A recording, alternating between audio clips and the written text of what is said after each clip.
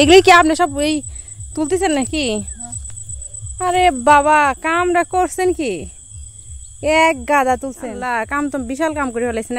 এক দেখি গাইস, এই জমিটা হচ্ছে আমার ফুপির জমি, আর আমার একটা মাত্র ফুপি। তো সেই ফুপিটা দাদার থেকে এই জমিটা পেয়েছেন। ফুপি এই জমিটা বর্তমানে আরেকজনের কাছে কর দিয়েছেন।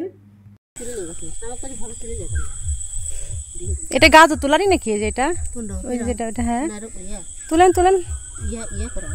হ্যাঁ হ্যাঁ, কত গাজর তোলেনি কেন? জমি দিয়ে দিছে, ঠিক আছে।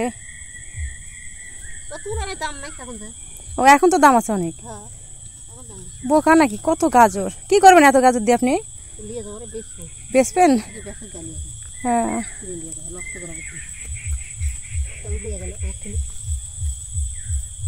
আরে বাপ, মেলা ঘুরছে, অনেক হয়ে গেছে। তো তো বস্তা নিয়ে আসতে বস্তা আনি কত দিবেন?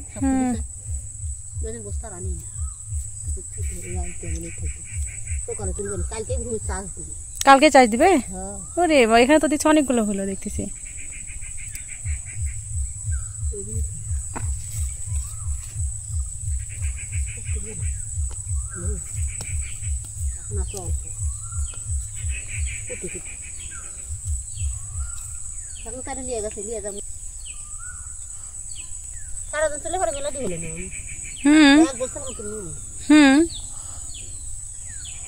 মানে সিরিয়াল করে লাগাইছে নাকি?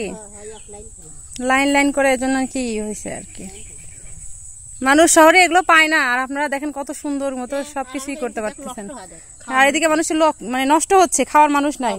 আপনি দেখেন অন্যের জমিতে উনি হচ্ছে কি এই গাজর তুলতেছে, অথচ শহরে হলে কি অবস্থা, ঝগড়া বিবাদ লেগে যেত। হ্যাঁ যাচ্ছি যাচ্ছি, দাঁড়ো তুলেন। আর কট মানে কি জানেন? কট মানে হচ্ছে জমির যিনি মালিক তিনি একটা বিগ অ্যামাউন্ট নিয়ে আরেকজনের কাছে বন্ধক দেন। অর্থের বিনিময়ে নিজের জমিটা আরেকজনের কাছে বন্ধক দেওয়াটাই হচ্ছে কর। আমার বাপের বাড়ি এলাকাতে এই সিস্টেমটা চালু আছে। আগের যিনি কট নিয়েছিলেন সেই লোকটা রাগ করে এই জমিটার ফসলি উঠাননি এভাবে ফেলে দিয়েছেন। আর বর্তমানে যিনি জমি নিয়েছেন তিনি দ্রুত জমি চালিয়ে দিবেন বলে আশেপাশের মানুষ সেগুলো তুলে নিয়ে যাচ্ছেন। আর এই মহিলাটি অনেক গরিব, তিনি এগুলো বাজারে নিয়ে গিয়ে কালকে বিক্রি করবেন। এটাই গ্রাম বাংলার বিশুদ্ধতা। দেখেন মানুষ কত সুন্দরভাবে জীবিকা নির্বাহ করে।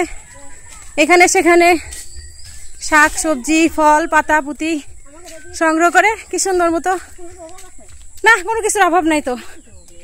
না, গরিব মানুষ খেয়ে বাঁচে তো। গ্রামে তো এটাই তো মানুষ, গ্রামের বিশুদ্ধতা, প্রকৃতির বিশুদ্ধতা। এখানেই তো মানুষ খেয়ে বাঁচে।